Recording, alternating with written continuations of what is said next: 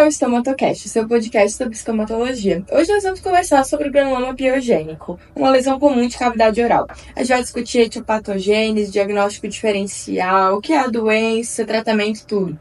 Então hoje, primeiramente, nós vamos conversar aqui com o Luiz, estudante da Universidade Federal, sobre o que é. Conta pra gente, Luiz. Granuloma piogênico é uma lesão reativa que possui natureza multifatorial. Pode acontecer, por exemplo, por um trauma ou irritação constante prolongada, ou seja, crônica. A sua apresentação geralmente é um pequeno nódulo na cavidade bucal, que pode ter uma coloração rosa, roxa ou avermelhada. O granuloma piogênico ele também possui uma maior incidência em pessoas jovens e principalmente em mulheres. Além desses dois grupos, possui uma alta incidência também em grávidas e diabetes, devido a fatores hormonais, como por exemplo o estrogênio e progesterona e o alto nível de glicose no sangue. Apesar do nome, o granuloma piogênico não é um granuloma verdadeiro. O que acontece é um tecido de granulação, porque não existe um reparo tecidual ou uma tentativa do organismo de recuperar algo que foi perdido na gengiva, por exemplo. O termo piogênico também é contraditório, porque não tem presença de pus na lesão. Ela é vascularizada, ela possui vasos sanguíneos, então pus propriamente dito não há. Também é importante destacar que não existe relação com neoplasia. É uma lesão reativa, que acontece do organismo em resposta a alguma ferida, alguma coisa. Então agora, para saber um pouquinho mais sobre a etiopatogênese da doença, eu vou chamar aqui com a gente, para apresentar tudo sobre, a nossa estomatologista Lívia Nuremberg. Bom dia, meu nome é Lívia, eu sou estomatologista aqui na UFSC e eu vou falar um pouquinho sobre a etiopatogênese do granuloma piogênico, que vai surgir como resultado de um processo proliferativo reacional exacerbado dos vasos sanguíneos e do tecido conjuntivo, em resposta a estímulos, a uma resposta inflamatória, como por exemplo um trauma ou uma irritação local, que pode ser uma placa bacteriana, um biofilme, que vai ocorrer de forma recorrente e de baixa intensidade. As alterações hormonais, como a gravidez e a diabetes descompensada, vão aumentar a predisposição do acontecimento dessas lesões. Na gravidez, os níveis elevados de estrogênio e progesterona vão amplificar a resposta inflamatória. E já na diabetes descompensada, vai afetar a resposta inflamatória e a cicatrização. Muito obrigada, Ana Clara. Eu venho agradecer aqui em nome da UFSC pelo convite. Esse é um assunto muito relevante, principalmente na prática clínica, Então, agradeço o convite e até a próxima oportunidade. Então agora, para a gente saber um pouquinho mais sobre as características clínicas dessa doença, eu vou chamar aqui a Ana Júlia para a gente conversar um pouco sobre. Oi, Ana, é um prazer estar aqui no teu podcast. Estou muito feliz pelo convite. Eu trouxe aqui algumas características clínicas do granuloma piogênico, que é algo muito importante de ser identificado para dar o diagnóstico da lesão. Então, aqui eu trouxe algumas imagens que foram retiradas do livro do Neville. Inclusive, é um livro muito interessante para quem quiser pesquisar mais sobre. Então, o granuloma piogênico é uma lesão fundamental caracterizada por um nódulo. Esse nódulo ele pode ser céssio ou pediculado. Essa lesão não vai apresentar sintomatologia, ou seja, o paciente não apresenta dor. A superfície desse nódulo ela pode ser lisa ou lobulada, como está nessas imagens aqui. E a palpação, como é que ela é? A palpação, geralmente, ela é amolecida. Por quê? Porque como é composto por células jovens, os fibroblastos jovens, e tá em tecido mole, ela vai apresentar essa característica de ter uma palpação mais amolecida, geralmente. Entendi. A coloração dessa lesão, ela é bem avermelhada, devido à grande quantidade de vasos sanguíneos presentes nessa lesão. Então é bem suscetível a sangramento. Sim, exatamente. É bem suscetível a sangramentos justamente pela grande quantidade de vasos presentes nessa lesão. É comum que o granuloma piogênico apresente ulcerações. Como que essa ulceração é formada? Tem duas formas. Ela pode se formar a partir de um trauma. Então, aí na mastigação, a gente pode traumatizar esse granuloma piogênico, tirando o epitélio e expondo o tecido conjuntivo, formando uma úlcera. A outra maneira é por conta do crescimento rápido que essa lesão possui. Então, a lesão cresce muito rapidamente, o epitélio não consegue acompanhar o crescimento dessa lesão e acaba expondo o tecido conjuntivo que está abaixo desse epitélio, mais uma vez formando ulcerações. Essa ulceração pode apresentar uma coloração mais avermelhada ou esbranquiçada no centro, como por exemplo aqui nessa imagem, em que no centro é possível ver uma regiãozinha mais esbranquiçada, que é a camada de fibrina. Tá, então conta pra gente que região da boca normalmente se forma pra poder bater o olho e identificar. Ah, sim, essa informação é muito importante. Normalmente, o granuloma piogênico é encontrado na gengiva, em 75% dos casos, mais ou menos. Mas não vai ser necessariamente só na gengiva. A gente pode encontrar na mucosa jugal e na língua, por exemplo. Ah, outro fato é que o granuloma piogênico, ele é mais comum em jovens e crianças. Pelo fato deles terem mais fatores de crescimento. Então, qualquer estímulo ali vai gerar, por exemplo, um trauma, vai gerar esse granuloma. Faz sentido. Então agora, o aluno Igor Miguel vai conversar aqui com a gente sobre as características histopatológicas do granuloma piogênico. Bom, muito obrigado pelo convite, Ana. Eu sou o Igor, como ela disse anteriormente, e agora eu vou falar um pouco mais a respeito sobre as características histopatológicas do granuloma piogênico. Microscopicamente, o que a gente vê é uma proliferação de vasos sanguíneos, que é muito parecido com o tecido de granulação. Esse tecido de granulação é um tecido que ajuda no reparo de diversos tecidos do nosso corpo, em fases mais tardias, que vai apresentar fibroblastos jovens, células inflamatórias e muito vasos sanguíneos. Apesar dessas semelhanças, o granuloma piogênico não pode ser considerado um tecido de granulação. Ele não está ali para consertar uma lesão, mas sim como uma resposta exagerada do corpo, geralmente causada pela irritação ou trauma local. Mas, microscopicamente, ele compartilha muitas das mesmas características desse tipo de granulação. Além disso, há uma resposta inflamatória bastante evidente no granuloma piogênico. Vemos muitas células inflamatórias, como linfócitos e macrófagos, que estão ali combatendo o que o corpo entende como um fator irritante, e isso contribui para a aparência avermelhada e o crescimento rápido dessa lesão. Clinicamente, essa lesão ela vai ser avermelhada e vai ser mole a palpação. Por quê? Porque, histologicamente, o granuloma ele vai ter muitos fibroblastos jovens e esses ainda não produziram colágeno suficiente para deixar a lesão ou tecido mais fino. Do ponto de vista histológico, o granuloma piogênico ele vai ser revestido pelo que a gente pode ver nessa imagem, que foi retirada do livro Neville. Vai ser revestida pelo epitélio pavimentoso estratificado e uma parte que não vai ter esse epitélio, que a gente pode considerar essa parte ulcerada, que expôs o quê? O tecido conjuntivo fibroso, que vai ser composto por muitos vasos sanguíneos, linfócitos e macrófagos e fibras colágenas jovens. Com o passar do tempo, se o paciente não procurar atendimento odontológico para tratar a lesão, ela tende a mudar. A produção de fibras colágenas aumentará e o tecido vai precisar de menos vasos sanguíneos, porque ele não está mais em uma fase de formação, mas sim de manutenção. Ou seja, o granuloma pode se tornar mais fibroso, a palpação, e uma coloração semelhante à da mucosa.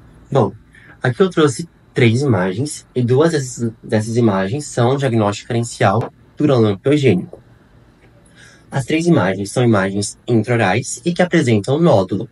A primeira imagem lá da direita é o granuloma piogênico. Por quê? Porque ele é um nódulo de base séssil ou pediculado, com uma coloração semelhante da mucosa, que nesse caso pode ser um granuloma piogênico maduro. A imagem do meio, ela também é uma lesão nodular, mas avermelhada, que a gente vai poder falar que é o fibroma ossificante periférico, que em muitos casos, o fibroma ossificante periférico, ele é um ex-granuloma piogênico. E a terceira imagem é uma lesão mais arroxeada, também uma lesão nodular, de base séssil, e que aqui a gente pode falar que é uma lesão periférica de células gigantes.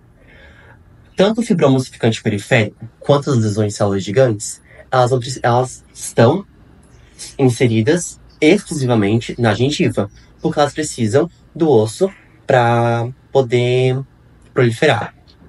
Já o granuloma piogênico, como a Ana Júlia disse anteriormente, em 75% dos casos, ele vai ser em gengiva, mas ele pode ser encontrado em palato e diversos outros locais da boca. Então agora, sobre a radiografia, para saber como é que funciona, se tem, se não tem, a gente vai conversar e quem vai explicar tudo pra gente vai ser a Larissa. Então, sobre os aspectos radiográficos, o granuloma piogênico não tem aquela imagem que a gente olha a radiografia e já sabe que é um granuloma piogênico. Então, de maneira rara, assim, a gente consegue encontrar uma rara infecção óssea. O que está acontecendo ali? Quando essa lesão de tecido mole encosta, chega bem pertinho do osso, vai ter uma ativação dos osteoclastos que estão na periferia desse osso. E esses osteoclastos eles vão fazendo uma reabsorção óssea.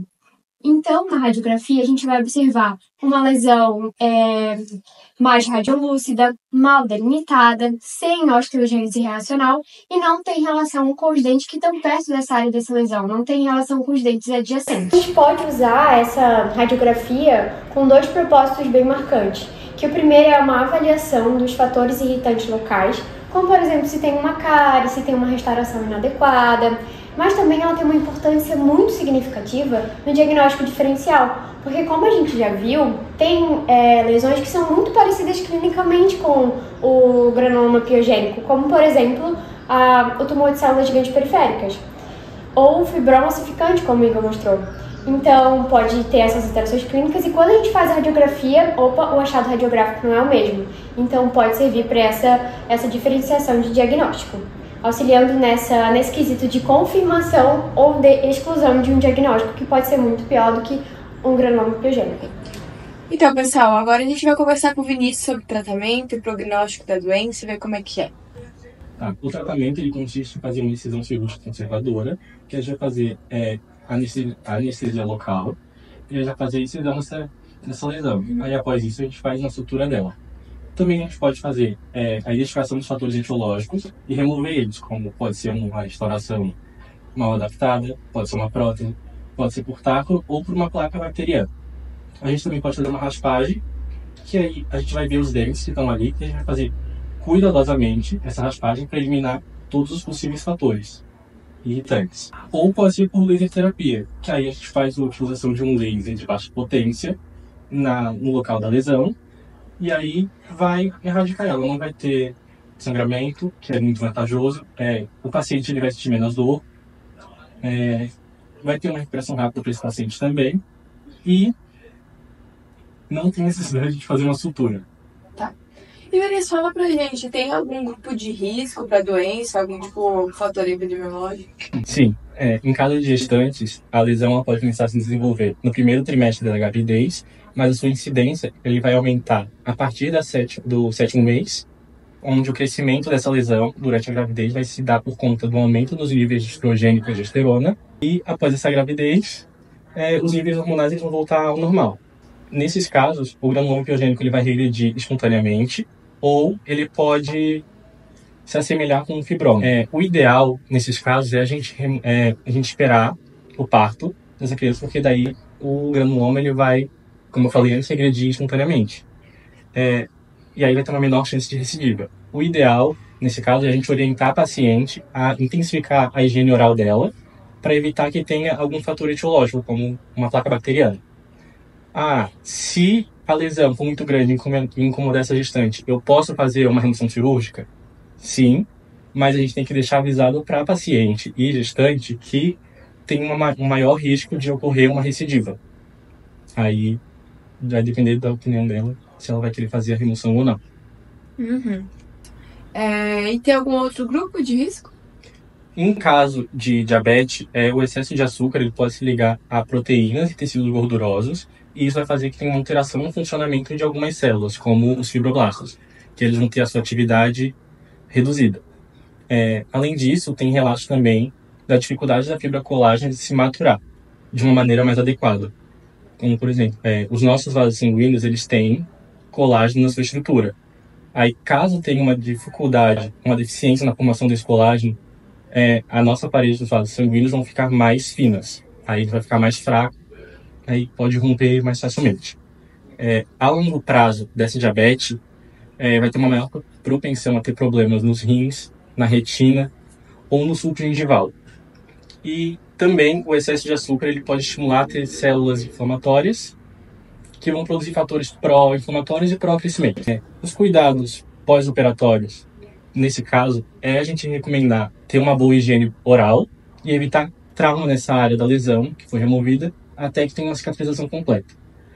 Também é importante monitorar essa área para ver se não vai ter sinais de recorrência. E aí é bom ela continuar fazendo um acompanhamento com o dentista dela, desses pacientes. O prognóstico do granuloma piogênico ele é sombrio e não é rara a recorrência, principalmente quando tem os fatores etiológicos que não podem ser controlados adequadamente, principalmente em pacientes que têm dificuldade de manter essa higiene oral. Então agora a Amanda, ela vai falar um pouco sobre o caso clínico da doença que ela trouxe aqui pra gente. Obrigada, Ana, é um prazer estar aqui. Bom, aqui nós temos um relato de caso de uma paciente do sexo feminino, 27 anos, foi atendida na clínica Atenção Materna Infantil, na Universidade Federal de Pelotas. Estava no 3º trimestre da 2ª gestação, com queixa de crescimento de tecido móvel.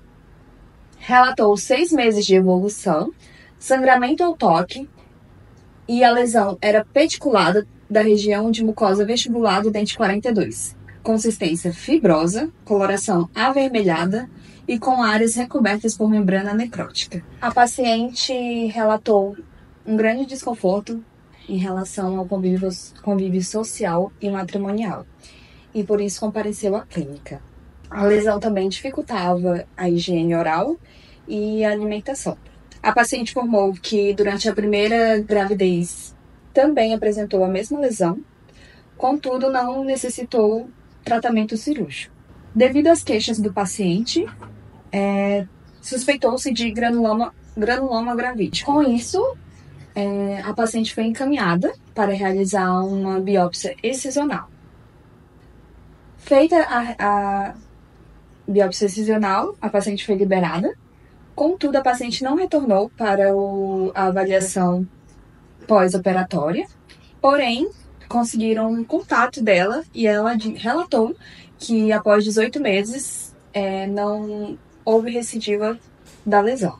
Já nesse segundo relato de caso, que foi cedido pelo professor Gustavo Davi Rabelo, o granuloma piogênico foi visualizado em uma paciente do sexo feminino de 8 anos de idade. Ambos os casos, tanto o da paciente gestante, que foi apresentado pela Amanda, quanto o caso da paciente de 8 anos de idade, ambos evidenciam que o granuloma piogênico possui uma variedade de características clínicas. Nesses dois casos, uma característica clínica bastante perceptível é a variedade de idade das pessoas acometidas. Além disso, o sexo também pode ser variado, tanto feminino quanto masculino. Uma outra característica é a variedade de sítios, ou seja, de localizações em que o granuloma pode estar sendo visualizado. Nesse segundo caso, por exemplo, a lesão era um nódulo de coloração roxa que estava localizado no lábio inferior, na região de comissura. Por essa localização extraoral, fora da cavidade bucal, o granuloma aparenta ter uma crosta que pode ter sido gerada pela falta de umidade na região extraoral. Enquanto que nas lesões orais, dentro da cavidade, a ação da saliva pode gerar outra aparência, diferente dessa que foi visualizada na paciente do segundo caso. E assim chegamos ao final desse episódio de StomatoCast. Hoje a gente explorou o granuloma piogênico, que é uma lesão muito comum na prática odontológica e que, embora benigna, pode causar preocupações para nós que somos profissionais de saúde e também para os pacientes. A gente viu o que é o granuloma piogênico, características clínicas, radiológicas, histopatológicas, o caso clínico da mulher grávida e formas de prevenir até mesmo as recidivas. Claro. Primeiro, agradecer aqui a presença da Lara, gente. Então é isso. Espero que esse episódio tenha sido super esclarecedor para vocês, útil para a prática clínica. Não se esqueçam de seguir a gente no Instagram. Lá a gente vai estar postando curiosidades, cortes do podcast, tudo para vocês. E muito obrigada pela audiência. Eu conto com vocês no próximo episódio. E até lá, cuidem bem dos seus pacientes, hein, gente? Um beijão!